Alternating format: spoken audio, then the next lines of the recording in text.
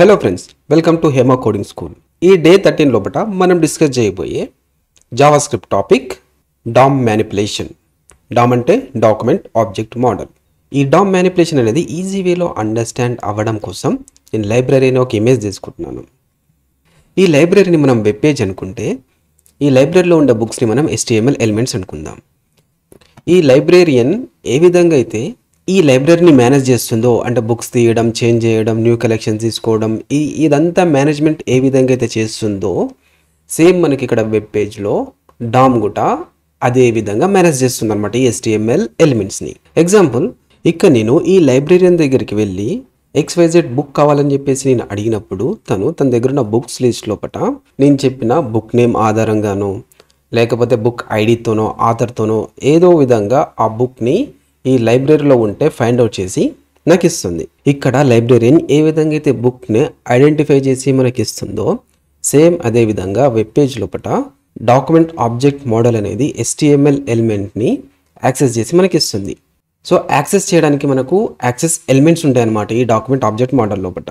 So అవి వచ్చేసి మనకు ఆ ఎలిమెంట్ యొక్క ఐడితోని కానీ, క్లాస్ నేమ్తో కానీ, ట్యాగ్ నేమ్తో కానీ, లేదా మనం క్వెరీ సెలెక్టర్స్ ఇస్తాం, ఆ క్వెరీ సెలెక్టర్ ఆల్ కానీ, ఈ విధంగా మనం డాక్యుమెంట్ ఆబ్జెక్ట్ మోడల్ని యూజ్ చేసి HTML ఎలిమెంట్ని యాక్సెస్ చేస్తాం. నెక్స్ట్, ఈ లైబ్రేరియన్ ఏదైనా ఒక బుక్ని నేమ్ చేంజ్ చేయాలనుకుంటుంది, లేకపోతే ప్లేస్ చేంజ్ చేయాలనుకుంటుంది. సో ఏ విధంగా అయితే ఈ లైబ్రేరియన్ బుక్స్ని నేమ్ చేంజ్, కలర్ చేంజ్ ఏ విధంగా అయితే చేయగలుగుతుందో, సేమ్ అదే విధంగా డాక్యుమెంట్ ఆబ్జెక్ట్ మోడల్ కూడా ఎలిమెంట్ని చేంజ్ చేయగలుగుతుంది అనమాట. ఆ చేంజ్ చేయగలిగే ప్రాపర్టీస్ ఏంటంటే మనకి అందులో కొన్ని స్పెసిఫిక్గా యూజ్ చేసే ప్రాపర్టీస్ని ఇక్కడ తీసుకున్నాను. అవి వచ్చేసి text content, inner HTML, style dot colour. So వీటిని యూజ్ చేసి మనం HTML ఎలిమెంట్ని మోడిఫికేషన్ చేస్తాము. నెక్స్ట్, అదేవిధంగా ఈ లైబ్రరీకి న్యూ కలెక్షన్ ఆఫ్ బుక్స్ వచ్చాయనుకోండి, అప్పుడు ఈ లైబ్రరీని ఏం చేస్తుంది, ఓల్డ్ బుక్స్ని తీసేసి న్యూ బుక్స్ని రీప్లేస్ చేస్తుంది. సేమ్ అదే విధంగా ఈ HTML ఎలిమెంట్ని క్రియేట్ చేయడం కోసం డాక్యుమెంట్ ఆబ్జెక్ట్ మోడల్ లోపల మనము క్రియేట్ ఎలిమెంట్స్ అని చెప్పేసి యూజ్ చేస్తాం అనమాట. ఈ క్రియేట్ ఎలిమెంట్ని ఎలా చేస్తామంటే డాక్యుమెంట్ డాట్ క్రియేట్ ఎలిమెంట్ అని మెథడ్ యూజ్ చేసి దానికి మన యొక్క వేరియబుల్ ఏదైతే ఉంటుందో దానికి ఈ అప్ చైల్డ్ని అపెండ్ చేస్తాం. ఇదంతా ప్రాసెస్ ఎలా చేస్తాం అనేది నేను క్లియర్గా VS కోడ్ ఓపెన్ చేసి మీకు స్టెప్ బై స్టెప్ ఎక్స్ప్లెయిన్ చేస్తాను. మనం VS కోడ్లో డిస్కస్ చేసేదానికంటే ముందు ఇక్కడ మీరు ఈ లైన్లో చూసినట్లయితే డాక్యుమెంట్ డాట్ అని కనిపిస్తుంది ఎవ్రీ ప్లేస్ లోపల. అసలు ఈ డాక్యుమెంట్ అంటే ఏంది అంటే ఏం లేదు. ఇక్కడ మనం అబ్జర్వ్ చేసినట్లయితే ఈ యొక్క HTML స్ట్రక్చర్ అనేది ఈ యొక్క డాక్యుమెంట్లో ఇన్బిల్ట్ అయ్యింది. అంటే ఈ డాక్యుమెంట్ అనే ఆబ్జెక్ట్ లోపల మనకు ఈ యొక్క HTML స్ట్రక్చర్ అని ఉంది. ఇది ఏ విధంగా ఉంది అన్నదాన్ని నేను బ్రౌజర్ ఓపెన్ చేసి చూపిస్తాను. ఇక్కడ ఈ బ్రౌజర్లో నేను కన్సోల్ ఓపెన్ చేస్తున్నాను. దీంట్లో నేను డాక్యుమెంట్ అని చెప్పేసి టైప్ చేస్తున్నాను. సో ఇక్కడ డాక్యుమెంట్ అని టైప్ చేయగానే ఈ డాక్యుమెంట్ లోపల మనకు HTML లోపల హెడ్ బాడీ ఉంది. సో ఇన్సైడ్ ఆఫ్ డాక్యుమెంట్, ఈ డాక్యుమెంట్ అనేది ఇన్సైడ్ ఆఫ్ విండో ఉంటుంది. నేను విండో కూడా ఓపెన్ చేసి చూపిస్తాను. ఈ విండో లోపల, ఈ విండో అనే ఆబ్జెక్ట్ లోపల మనకి డాక్యుమెంట్ ఉంటుంది. ఈ యొక్క డాక్యుమెంట్ అనే ఆబ్జెక్ట్ లోపల మనకి ఇక్కడ మనం అబ్జర్వ్ చేస్తే, ఇక్కడ చూస్తే ఇక్కడ బాడీ ఉంది, అదేవిధంగా హెడ్ కూడా ఉంది, ఇక్కడ హెడ్ ఉంది. సో ఇన్సైడ్ ఆఫ్ ఈ డాక్యుమెంట్ ఆబ్జెక్ట్ లోపల ఉన్నాయి. ఇక్కడ నుంచి మనం అంతా యాక్సెస్ చేస్తాం అనమాట. సో మనం ఇక్కడ HTML ఎలిమెంట్స్ని యాక్సెస్ చేయడానికి document dot get element by ID, document dot get element by class name, tag name, query selector all, document dot create element, ఈ విధంగా యూజ్ చేస్తాం అనమాట. ఈ యాక్సెస్ ఎలిమెంట్స్ని ఏ విధంగా ఇంప్లిమెంటేషన్ చేస్తామనేది VS కోడ్ ఓపెన్ చేసి చూద్దాం. ఇక్కడ నేను డే 7 వరకు మనం ఏదైతే వెబ్సైట్ క్రియేట్ చేసామో దాని యొక్క కంటిన్యూషన్ లోపలనే ఈ డాక్యుమెంట్ ఆబ్జెక్ట్ మోడల్ని ఇంప్లిమెంటేషన్ చేసి చూపిస్తున్నాను. ఇక్కడ మనం హోమ్ లోపల పేజ్ క్రియేట్ చేసినాం, కోర్సెస్ లోపల క్రియేట్ చేసాం, కాంటాక్ట్లో కూడా క్రియేట్ చేసాం. కానీ ఈ about.jsలో మనం క్రియేట్ చేయలేం. ఈ about.jsలో మనం ఈ డామ్ మ్యానిపులేషన్ని చూద్దాం. ఇక్కడ నేను న్యూ ఫైల్ని క్రియేట్ చేస్తున్నాను, about.html అని చెప్పేసి. ఫస్ట్ ఈ about.htmlలో నేను HTML స్ట్రక్చర్ని క్రియేట్ చేస్తున్నాను, క్రియేటెడ్. ఈ పేజ్లో ఉన్న హెడర్ నాబ్ని కూడా about.js ఫైల్లో మనం క్రియేట్ చేద్దాం. సో దానికోసం నేను home.htmlలోకి వెళ్ళి ఈ హెడర్ని నాబ్ని కాపీ చేస్తున్నాను. కాపీ చేసి about.js లో కూడా బాడీ లోపల ఇచ్చేస్తున్నాను. సో బ్రౌజర్లో చూసినట్లయితే జస్ట్ మనకి ఈ విధంగా వచ్చింది. దీనికి సిఎస్ఎస్ కూడా యాడ్ చేద్దాం. ఇక్కడ home.htmlలో ఉన్న ఈ సిఎస్ఎస్ లింక్ని కాపీ చేసి about.jsలో హెడర్లో కూడా చేస్తున్నాను. ఈ బ్రౌజర్లో చూసినట్లయితే మనకు అబౌట్లో కూడా ఈ విధంగా హెడర్ నావర్ వచ్చేసింది. దీనికి మనం ఇప్పుడు డామ్ మ్యానిపులేషన్ యాడ్ చేయడం స్టార్ట్ చేద్దాం. ఫస్ట్ మనం ఈ document.getElementById ఎలా క్రియేట్ చేయాలో చూద్దాం. దీని సింటాక్స్ ఎలా ఉంటుందంటే ఫస్ట్ మనం దీన్ని ఒక వేరియబుల్లో స్టోర్ చేస్తాం అనమాట. సో దానికోసం నేను ఇక్కడ వేరియబుల్ అండ్ ఎలిమెంట్ నేమ్ అని చెప్పేసి డిక్లరేషన్ ఇచ్చేస్తున్నాను. Next document. ఈ డాక్యుమెంట్ అనేది ఎంటైర్ వెబ్ పేజ్లో ఉన్న స్టార్టింగ్ పాయింట్లో ఉన్న ఎలిమెంట్స్ని యాక్సెస్ చేయడానికి యూజ్ చేస్తాం. Next .getElementById. ఇదేం చేస్తుంది? ఐడి సెలెక్టర్ యొక్క ఎలిమెంట్ని సెలెక్ట్ చేసుకునే విధంగా చూస్తుంది. ఆ ఐడిని మనం ఈ పారెంథసిస్ లోపల ఇస్తాం. ఐడి నేమ్ అక్కడ ఇస్తాం. దీన్ని మనం VS కోడ్ ఓపెన్ చేసి ఇంప్లిమెంటేషన్ చేసి చూద్దాం. ఇక్కడ నేను ఫస్ట్ మెయిన్ అనే సిమాంటిక్ ట్యాగ్ తీసుకుంటున్నాను. దీని లోపల ఈ మెయిన్ లోపల ఒక సెషన్ని క్రియేట్ చేస్తున్నాను. ఈ సెషన్ లోపల S2 ట్యాగ్ తీసుకుంటున్నాను. ఈ ట్యాగ్కి ఒక ఐడి ఇస్తున్నాను. ఈ ఐడి నేమ్ వచ్చేసి నేను అబౌట్ అని చెప్పి తీసుకుంటున్నాను. సో ఇప్పుడు ఈ S2 ట్యాగ్కి మనం డాక్యుమెంట్ ఆబ్జెక్ట్ మోడల్ని అప్లై చేద్దాం. సో దానికోసం నేను ఫస్ట్ ఇన్లైన్ జావా స్క్రిప్ట్ తీసుకుంటున్నాను. ఇక్కడ నేను స్క్రిప్ట్ ట్యాగ్ని తీసేసుకున్నాను. ఈ ట్యాగ్లోనే మనం జావా స్క్రిప్ట్ కోడ్ని టైప్ చేస్తాం. ఇక్కడ నేను ఫస్ట్ document.getElementById అని తీసుకొని ఈ పారెంథసిస్ లోపల మనం ఏ యొక్క ఐడి సెలెక్టర్కి సెలెక్ట్ చేసుకోవాలనుకుంటున్నామో ఆ యొక్క ఐడి సెలెక్టర్ని ఇక్కడ మనం ఇస్తాం. ఇక్కడ నేను ఏమనుకుంటున్నాను, ఈ S2ని సెలెక్ట్ చేసుకుంటున్నాను. ఈ S2 లోపల ఉన్న ఐడి అబౌట్ అని ఉంది. ఈ అబౌట్ని తీసుకొని ఇందులో స్ట్రింగ్లో ఇచ్చేస్తున్నాను. ఈ విధంగా ఇచ్చిన తర్వాత ఈ యొక్క document.getElementByIdని నేను ఒక వేరియబుల్కి స్టోర్ చేయాలనుకుంటున్నాను. సో దానికోసం నేను var subheading equal to. So ఈ విధంగా సబ్ హెడింగ్కి స్టోర్ చేశాను. నెక్స్ట్ ఈ సబ్ హెడింగ్కి నేను సమ్ టెక్స్ట్ ఇవ్వాలనుకుంటున్నాను. సో దీనికోసం ఇక్కడ ఉన్న ఎలిమెంట్ ప్రాపర్టీస్ నుంచి టెక్స్ట్ కాంటెక్స్ట్ నేను ఇస్తున్నాను. Sub heading dot text content ఇచ్చేసి దీనికి నేను టెక్స్ట్ కంటెంట్ ఈక్వల్స్ టు ఇక్కడ నేను ఏదైతే ఆ ఎలిమెంట్లో షో చేయాలనుకుంటున్నానో టెక్స్ట్ని ఆ టెక్స్ట్ని నేను ఇక్కడ ఇస్తాను. స్ట్రింగ్ తీసుకొని దాంట్లో about colon Hema coding school రావాలని చెప్పేసి ఇస్తున్నాను అనమాట. ఇప్పుడు మనం దీన్ని బ్రౌజర్ ఓపెన్ చేసి చూస్తే ఇక్కడ అబౌట్ హేమా కోడింగ్ స్కూల్ అని చెప్పేసి వచ్చేసింది. సో ఐడి సెలెక్టర్ని యూజ్ చేసి నేను ఇక్కడ ఈ టెక్స్ట్ని రైట్ చేశాను. సింపుల్గా ఇక్కడ ఏం లేదు. ఫస్ట్ document.getElementById తీసుకొని దీంట్లో ఐడి నేమ్ ఇస్తాం. నేను ఈ యొక్క ట్యాగ్కి నేను చేంజెస్ కావాలనుకున్నాను కాబట్టి ఇక్కడ ఉన్న ఐడిని ఇక్కడ ఇచ్చేసాను. ఇచ్చేసి దీన్ని ఒక వేరియబుల్కి స్టోర్ చేసి ఆ యొక్క వేరియబుల్కి టెక్స్ట్ కంటెంట్ అంటే టెక్స్ట్ని యాడ్ చేశాను అనమాట. సో ఈ టెక్స్ట్లో నేను ఏదైతే ఇచ్చానో అది నాకు బ్రౌజర్లో షో చేసేసింది ఇక్కడ. అదేవిధంగా నెక్స్ట్ document.getElementsBy క్లాస్ నేమ్ ఏ విధంగా తీసుకోవాలో చూద్దాం. ఇక్కడ కూడా సేమ్. ఇక్కడ మనకు క్లాస్ నేమ్ అనేది చేంజ్ అవుతుంది. దాని తర్వాత ఈ పారెంథసిస్ లోపల మనం క్లాస్ నేమ్ని ఇస్తాం. ఇక్కడ ఈ సెషన్లో S2 కింద ఒక పారాగ్రాఫ్ ట్యాగ్ తీసుకుంటున్నాను. ఈ పారాగ్రాఫ్ ట్యాగ్కి నేను క్లాస్ సెలెక్టర్ని ఇస్తున్నాను. ఈ క్లాస్ సెలెక్టర్ లోపల నేను అబౌట్ పారాగ్రాఫ్ అని చెప్పేసి ఒక టెక్స్ట్ ఇచ్చాను. ఇప్పుడు ఈ టెక్స్ట్ని యాక్సెస్ చేయడానికి మనం getElementsBy క్లాస్ నేమ్ని యూజ్ చేస్తాం. సో దానికోసం ఫస్ట్ నేను ఇక్కడ ఏం చేస్తున్నానంటే ఈ స్క్రిప్ట్ లోపలికి వచ్చేసి document.getElementBy క్లాస్ నేమ్ తీసుకొని ఈ పారెంథసిస్ ఓపెన్ చేసి దీంట్లో ఈ స్ట్రింగ్ లోపల ఈ అబౌట్ పారాగ్రాఫ్ అనే దాన్ని ఇక్కడ యాక్సెస్ చేస్తున్నాను అనమాట. ఇచ్చేసాను. తర్వాత ఈ డాక్యుమెంట్ మొత్తాన్ని ఒక వేరియబుల్కి అసైన్ చేస్తున్నాను. var paragraph element equals to next ఈ పారాగ్రాఫ్ ఎలిమెంట్కి నేను ఈ యొక్క టెక్స్ట్ కంటెంట్ని అసైన్ చేస్తున్నాను. అసైన్ చేసి దీంట్లోపట నాకు ఏం టెక్స్ట్ రావాలి అన్నదాన్ని ఇస్తున్నాను అనమాట. సో ఈ విధంగా నేను ఇక్కడ టెక్స్ట్ ఇచ్చేస్తున్నాను. ఫార్మాట్ డాక్యుమెంట్ తీసుకొని ఒక క్లీన్ డాక్యుమెంట్ లాగా తీసుకుంటున్నాను. ఇప్పుడు మనం బ్రౌజర్ ఓపెన్ చేసి చూసినట్లయితే దీని యొక్క రిజల్ట్ అనేది మనకు కనిపించదు. ఎటువంటి చేంజెస్ అనేది రాలేదు. ఈ చేంజెస్ ఎందుకోసం రాలేవు అంటే ఈ getElementsBy క్లాస్ నేమ్ ఏదైతే ఉంటుందో ఈ క్లాస్ నేమ్స్ అనేవి ఇందులో మనం నెంబర్ ఆఫ్ ఇవ్వచ్చు. అందులో నేను ఏ దాన్ని ఐడెంటిఫై చేయాలి అని చెప్పేసి మనకి ఇది అడుగుతుంది అనమాట. సో దానికోసం ఈ యొక్క HTML డాక్యుమెంట్లో ఉన్న ఫస్ట్ క్లాస్ ఏదైతే ఉందో దాన్నే యాక్సెస్ చెయ్యు అంటున్నా. సో దానికోసం ఈ యొక్క పారాగ్రాఫ్ ఎలిమెంట్ ఉంది కదా, ఈ పారాగ్రాఫ్ ఎలిమెంట్ దగ్గరకు వచ్చి స్క్వేర్ బ్రాకెట్ తీసుకొని 0 ఎలిమెంట్ అని చెప్పి ఇచ్చేస్తున్నాను. ఇప్పుడు మనం బ్రౌజర్ ఓపెన్ చేసి చూసినట్లయితే ఈ విధంగా మనకు రిజల్ట్ అనేది కనిపిస్తుంది. నెక్స్ట్ మీ యొక్క క్లారిఫికేషన్ కోసం నేను ఇంకొక ట్యాగ్ని ఇక్కడ తీసుకొని సేమ్ క్లాస్ నేమ్ ఇచ్చి చూపిస్తాను. ఇక్కడ నేను దీనికి S2 అని చెప్పేసి ఇచ్చేస్తున్నాను. S2 దీన్ని కూడా ఇక్కడ S2 తీసేసుకొని ఇప్పుడు సేమ్ క్లాసెస్ ఉన్నాయి కదా రెండిటికి. ఇప్పుడు 0 ఎలిమెంట్ అప్లై చేస్తే మనకు ఈ విధంగా టెక్స్ట్ వచ్చింది. ఇప్పుడు నేను ఇక్కడ 1 అని చెప్పేసి తీసుకున్నాను అనుకోండి. 1 అని తీసుకుంటే ఏమవుతుంది, సెకండ్ ఎలిమెంట్. సో ఇది ఫస్ట్ ఎలిమెంట్ అవుతుంది, సెకండ్ ఎలిమెంట్. ఈ సెకండ్ ఎలిమెంట్ ఎలా ఉంది, H2లో ఉంది. ఇప్పుడు బ్రౌజర్ ఓపెన్ చేసి చూస్తే బ్రౌజర్లో చూసినట్లయితే S2 ఎలిమెంట్గా చేంజ్ అయిపోయింది. సో ఈ విధంగా మనం get class elements by class నేమ్ని యూజ్ చేస్తాం. ఇక నేను ఈ కోడ్ని రిమూవ్ చేసేస్తున్నాను, దీన్ని 0గా చేసేస్తున్నాను. నెక్స్ట్ మనం గెట్ ఎలిమెంట్స్ బై ట్యాగ్ నేమ్ని చూద్దాం. దీన్ని ఎలా ఇంప్లిమెంటేషన్ చేయాలో చూద్దాం. సో దీనికోసం నేను ఇంకొక న్యూ సెషన్ తీసుకుంటున్నాను. ఈ సెషన్ లోపల H3 ట్యాగ్ని తీసుకుంటున్నాను. ఈ ట్యాగ్కి మనం గెట్ ఎలిమెంట్స్ బై ట్యాగ్ నేమ్ని అప్లికేషన్ ఇవ్వబోతున్నాం. సో ఇక్కడ డైరెక్ట్గా ఈ S3 ట్యాగ్కి ఇవ్వాలి.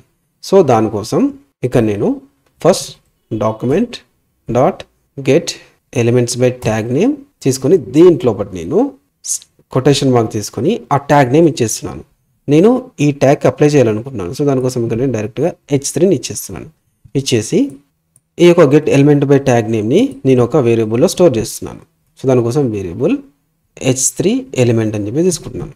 Equal to next S3 dot ఎలిమెంట్కి నేను టెక్స్ట్ కంటెంట్ని తీసుకుంటున్నాను. తీసుకొని దీనికి నేను full stack web development course అని చెప్పేసి చేస్తున్నాను. ఇప్పుడు దీన్ని కూడా మనం బ్రౌజర్ ఓపెన్ చేసి చూస్తే ఎటువంటి రిజల్ట్ అనేది షో చేయదు. మనకి ఎటువంటి రిజల్ట్ అనేది రాలేదు. సేమ్ ఈ గెట్ ఎలిమెంట్స్ బై క్లాస్ నేమ్కి ఏ విధంగా అయితే మనము ఇండెక్స్ ఇచ్చామో సేమ్ అదే విధంగా దీనికి కూడా ఇండెక్స్ ఇవ్వాల్సి ఉంటుంది. సో నేను ఇక్కడ 0 తీసేసుకున్నాను.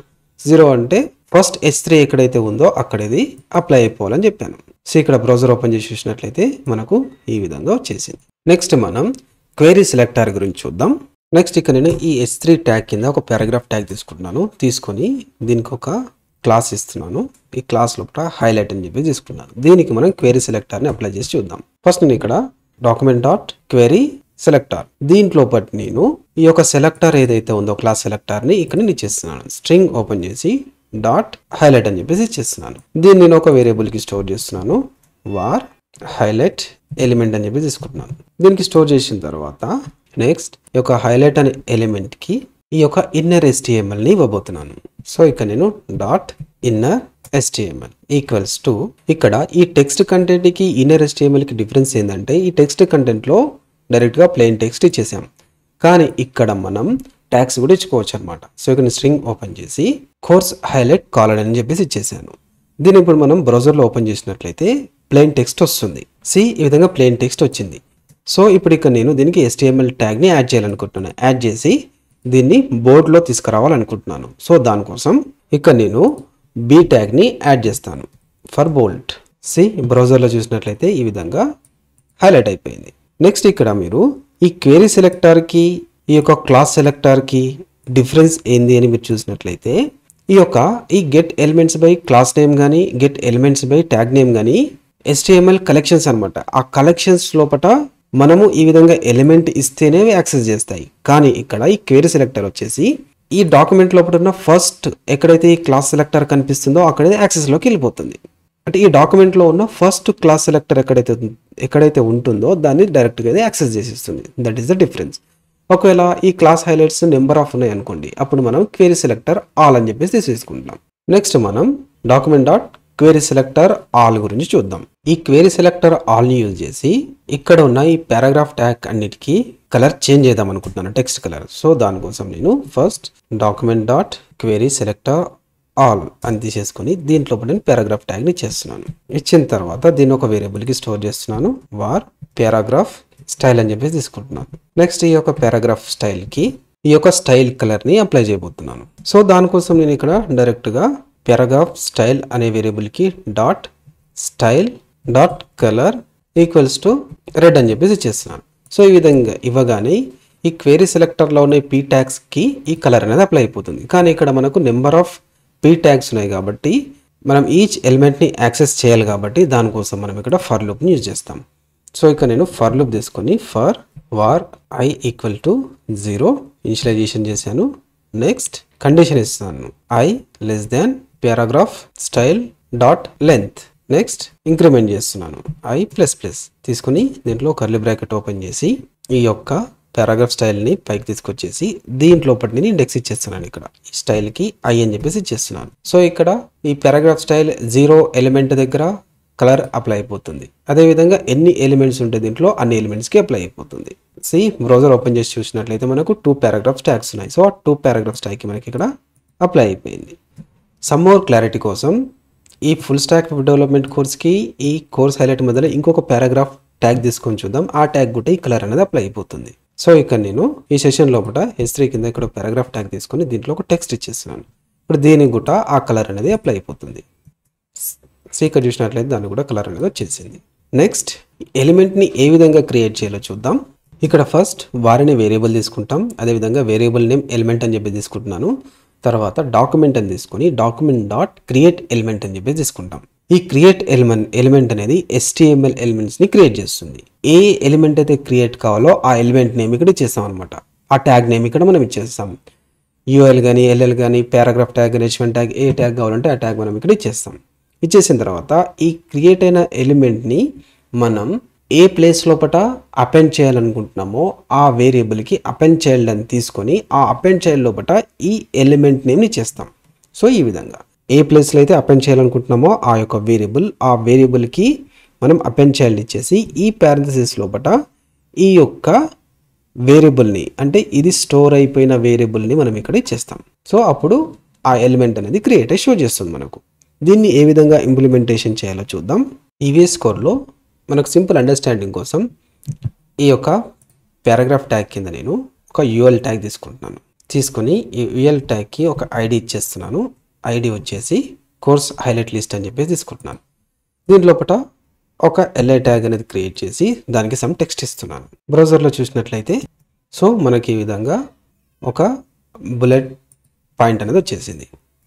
నెక్స్ట్ ఇక్కడ నేను ఈ స్క్రిప్ట్లో పడికొచ్చేసి ఫస్ట్ ఈ UL ట్యాగ్ యొక్క ఐడిని డిక్లరేషన్ చేస్తున్నాను. ఈ స్క్రిప్ట్ లోపల ఫస్ట్ సో వార్ తీసుకొని దీనికి వేరియబుల్ నేమ్ హైలైట్ లిస్ట్ అని తీసుకొని document dot get element by ID తీసేసుకొని దీంట్లోపట నేను ఈ కోర్స్ హైలైట్ ఏదైతే ఉందో ఈ యొక్క ఐడిని దానికి ఇచ్చేస్తున్నాను. ఇప్పుడు ఎలిమెంట్ క్రియేషన్ స్టార్ట్ చేస్తున్నాను. సో దానికోసం first document dot create element తీసుకొని దీంట్లోపట నేను LI ట్యాగ్ని క్రియేట్ చేయాలనుకుంటున్నాను. సో దీనికి నేను ఇంకొక ఎక్స్ట్రా LI ట్యాగ్ని యాడ్ చేయాలనుకుంటున్నాను. సో దానికోసం నేను ఇక్కడ LI ట్యాగ్ తీసుకున్నాను. దీన్ని ఒక వేరియబుల్కి నేను స్టోర్ చేస్తున్నాను. దానికోసం వార్ న్యూ లిస్ట్ అని తీసుకొని దానికి ఈక్వల్ టు ఇచ్చేసాను. నెక్స్ట్ నేను ఇక్కడ ఈ యొక్క న్యూ ఐటమ్ లిస్ట్ ఏదైతే ఉందో దీనికి నేను సమ్ టెక్స్ట్ ఇస్తున్నాను. అంటే ఆ లిస్ట్ లోపల ఏమి యాడ్ అవ్వాలని చెప్పేసి దానికోసం new list item dot text content equal to string some text ఇచ్చేస్తున్నాను. ఇచ్చిన తర్వాత ఈ క్రియేట్ LI అనేది ఎక్కడ అపెండ్ చేయాలనుకుంటున్నాను, ఈ యొక్క UL ట్యాగ్కి అపెండ్ చేయాలనుకుంటున్నాను. సో దీని ఐడి అనేది మనం దేనికి ఇచ్చాం, ఇక్కడ ఒక హైలైట్ లిస్ట్ అనే దానికి ఆల్రెడీ అసైన్ చేసాం. ఇప్పుడు ఈ యొక్క వేరియబుల్ ఉంది కదా, ఈ వేరియబుల్కి మనం చైల్డ్ని అపెండ్ చేస్తాం అనమాట. సో దానికోసం నేను ఈ యొక్క హైలైట్ లిస్ట్ వేరియబుల్ని తీసుకొని ఈ వేరియబుల్ డాట్ అపెండ్ చైల్డ్ అని చెప్పేసి ఇచ్చేసి ఏం అపెండ్ అవ్వాలి, ఏ ఎలిమెంట్ ఏ క్రియేషన్ ఎలిమెంట్ అపెండ్ కావాలి, ఈ యొక్క న్యూ లిస్ట్ ఏదైతే ఉందో అది. సో ఈ వేరియబుల్ని ఇక్కడ తీసుకొని దీనికి ఇక్కడ నేను ఇచ్చేస్తాను. ఇప్పుడు మనం బ్రౌజర్ ఓపెన్ చేసి చూసినట్లయితే second bullet point introduction to responsive web design అని చెప్పేసి యాడ్ అయిపోయింది. సో ఈ విధంగా మనం ఎలిమెంట్ని క్రియేట్ చేస్తాం. ఒకవేళ నేను ఇక్కడ సమ్ మోర్ లిస్ట్ ఐటమ్ని యాడ్ చేయాలనుకుంటున్నాను, దానికోసం ఎలా చేస్తామంటే సో దానికోసం నేను ఇక్కడ దీన్ని కామెంట్ చేస్తున్నాను. LI ఐటెంలో ఉన్న టెక్స్ట్ రావడం కోసం నేను ఇక్కడ ఒక అరే తీసుకుంటున్నాను. లిస్ట్ ఐటమ్ కంటెంట్ అని చెప్పేసి దానికి అరే నేమ్ ఇచ్చేస్తున్నాను. ఈ అరే లోపల ఈచ్ LI ట్యాగ్ లోపల రావాల్సిన టెక్స్ట్ని నేను ఇక్కడ ఎలిమెంట్స్ లాగా ఇచ్చేస్తున్నాను. ఇందులో ఇక్కడ నేను ఈ అరే లోపల 6 ఎలిమెంట్స్ని తీసుకుంటున్నాను. 1 2 3 4 5 6 ఈ విధంగా 6 ఎలిమెంట్స్ని తీసుకున్నాను.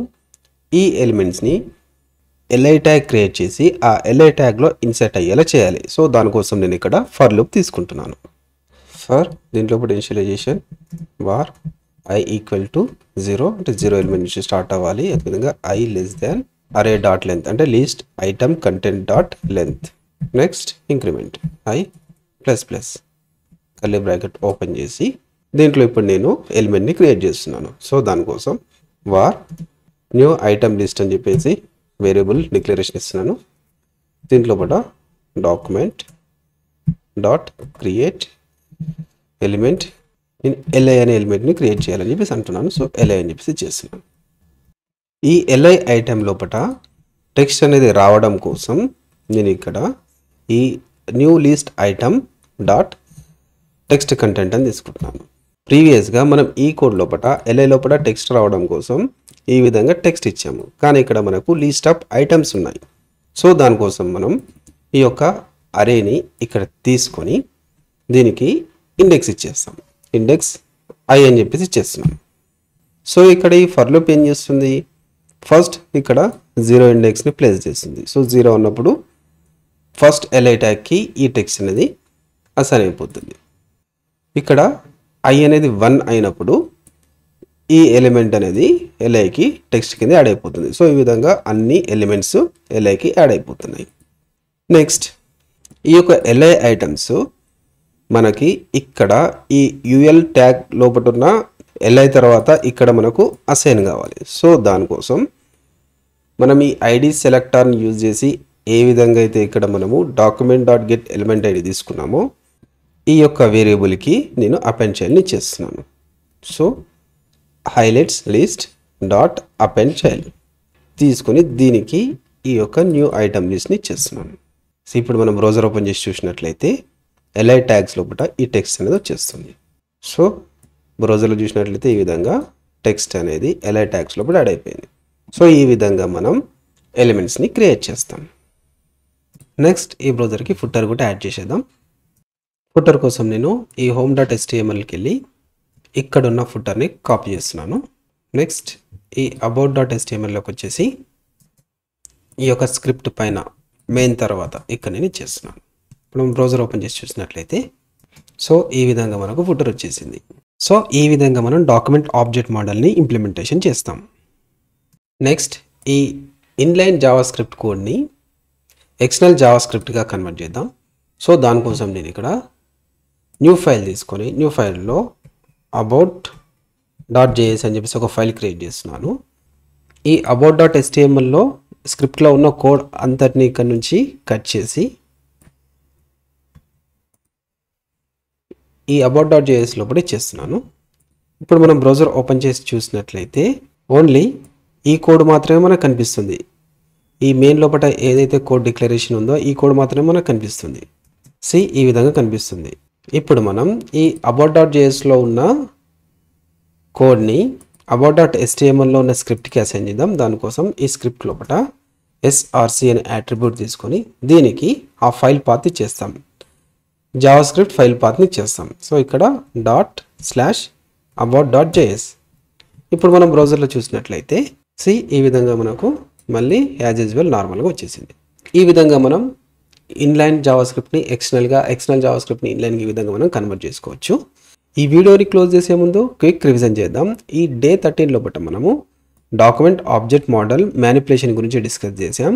ఈ DOM మ్యానిపులేషన్స్ లోపల మనం accessing elements, changing elements properties, creating elements వీటి గురించి డిస్కస్ చేసాం. వీటికి సంబంధించిన కోడ్ అంతా నేను ఇక్కడ about.html ఫైల్ లోపల మీకు కంప్లీట్ VS కోడ్ అనేది ఇచ్చేసాను. మీరు ఇక్కడ ఇది మీరు రివైజ్ చేసుకోవచ్చు. యాజ్ యూజువల్ మీకు నేను ఒక టాస్క్ ఇచ్చాను. ఈ యొక్క టాస్క్ యొక్క కోడ్ అదేవిధంగా ఈ ఇంటర్వ్యూ క్వశ్చన్స్ యొక్క ఆన్సర్స్ని నాకు మీరు ఈ యొక్క కామెంట్లో సెండ్ చేయగలరు. ఈ బ్లాగ్ యొక్క URLని నేను మీకు యూట్యూబ్ డిస్క్రిప్షన్లో ఇస్తాను. Now I'm signing off. Thanks for watching. Keep learning.